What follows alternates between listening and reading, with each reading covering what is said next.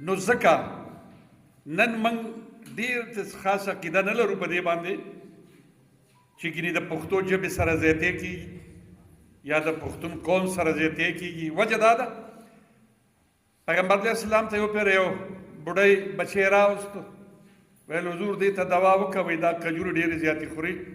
هغې ویل سبا یې راوله. دا صحاب هم لکه اوس دي جماعتونو کې چې دا شیخاني که نه دی بیا د ملا نه تپوس کوي چې دا چل ولې داسې چلو شو دا چل ونه شو.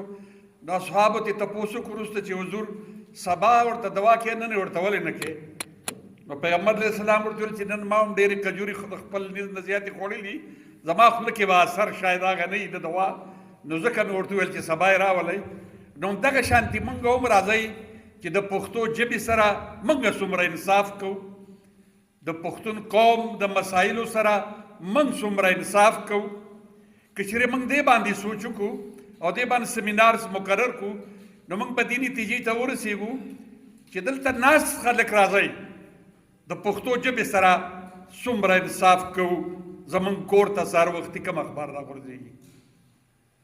نن ناست خلک دلته کې راځئ چې د پښتو ژبې سره خپل احتساب وکړو چې زموږ بچی په کور کې مور او پلار اواز کوي راته ګراني او که مم او ډیډ اواز کوي راته ګراني. دغه شان د ژوند په ټول ډګر کې که موږ خپل احتساب وکړو نو یو خو به دی چې موږ به د پردو ژبو د نورو ژبو هم خیال ساتو. ځکه چې قرآن کې دي چې که تاسو د بل بګوان ته د بل خدای ته د غیر مذهبو بد وایي نو ستاسو هغې ته هم به خلک وایي. راځئ چې ځان نه دا د تعصب چشمې لرې کړو او ووایو چې هر چا ته خپله ژبه دومره ګرانه شي لکه څنګه چې موږ غواړو چې موږ ته دې ګرانه شي. د هغې دپاره مشرانو تاسو ته د خبرو ضرورت نشته، ځکه چې تاسو ته خبرې کول د نور په وړاندې تیلی لګول دي. دې ته به کتنه غواړي چې موږ د پښتو نه څومره متاثره یو، موږ د پښتو ویونکي نه څومره متاثره یو. ځکه چې پښتو الفاظ دي او دا الفاظ په مختلفو وختونو کې د افرادو جوړ شوي الفاظ دي. دا نه قرآن کې دي نه حدیثو کې دي. د یو بل سره د انټریکشن کولو، د یو بل سره د سماجي رابطو د سازولو، د یو بل سره د لین دین کولو دپاره ژبې ایجاد شوي دي. خو دغه ژبه چې څوک وایي دغه د ژبې قدر به د هغې نه غیر مذهبه غیر دغه ژبه ویونکي غیر قومونه زده کوي.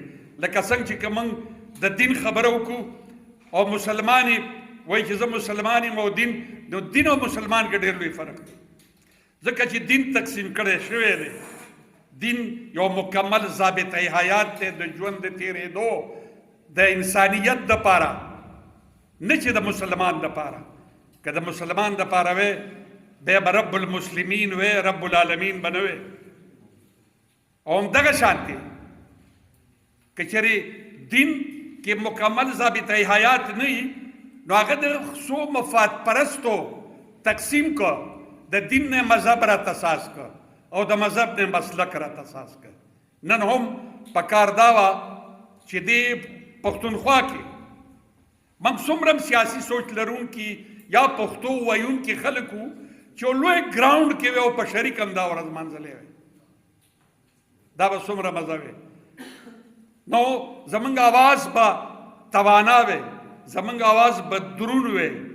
خو که چېرې موږ دا خپل شی تقسیم کړی دی نو بار خلک به موږ نه څه متاثره شي. دې صوابۍ کې یو حکیم صاحب و، غیر مذهب و، څلور یا پنځه د پاسه سل کاله عمر یې و. نو هغه خپله کیسه مې یا بل ور راته چا کوله. هغه ویل دوستان مې و نو تنګ یې کړمه چېرې ته مسلمان شه ته مسلمان شه. نو ما ورته ویل چې زه ټیک شو اوس تاسو خفه کېږئ زه مسلمان شم. نو ټوپۍ ته رالم شپېله او سهار له به مسلمانېدمه کلمه مې ویله. نو د جوماته پورې ورسره زه لاړم.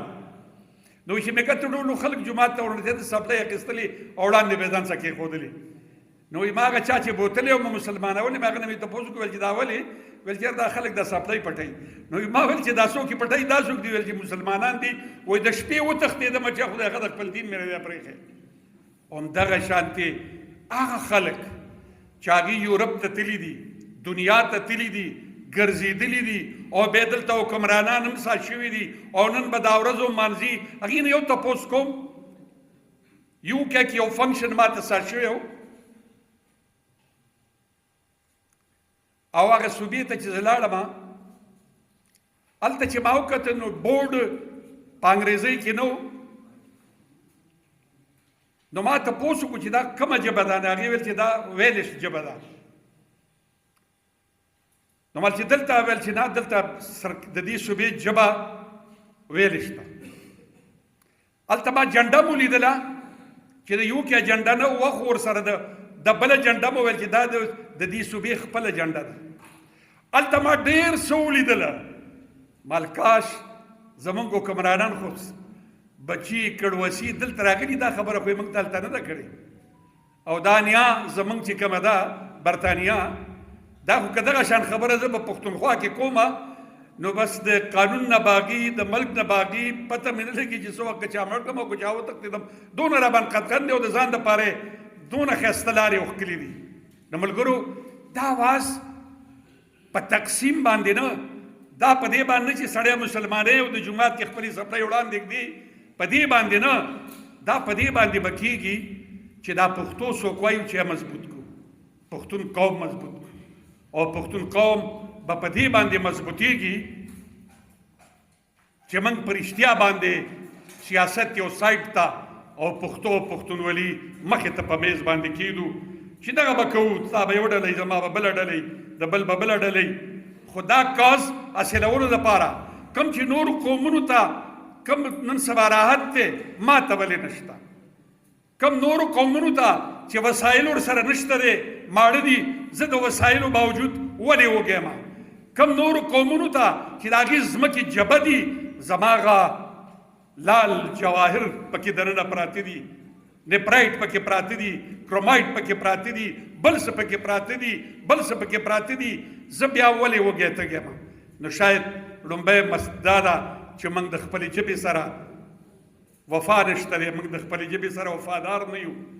نو ځکه موږ نن بدحاله یو، ځکه نن موږ سره د مسلو حل نشته دی، ځکه نن موږ د هغه چا نه د بیمارۍ علاج غواړو کوم چې د بیمارۍ جراثیم موږ کې رانه نه باسي. موږ د هغه چا نه تمه لرو چې زما بچی دې د هغه په شان خوشحاله وي او په دې نه یې پوهه چې د هغه بچی ځکه خوشحاله دی چې زما بچي ته د اختر په ورځ هم خندا په نصیب کې نشته دی. موږ د هغه خلکو نه تمې لرو چې موږ یو کوي، د چا کوشش چې دا دی چې موږ تقسیم کړي، موږ کې سیاسي کلچر داسې را پیدا کړي چې کنځلي، دروغي، غیبتي، بل څه تهذیب رانه وړلی کېږي، مشر کشر رانه وړلی کېږي.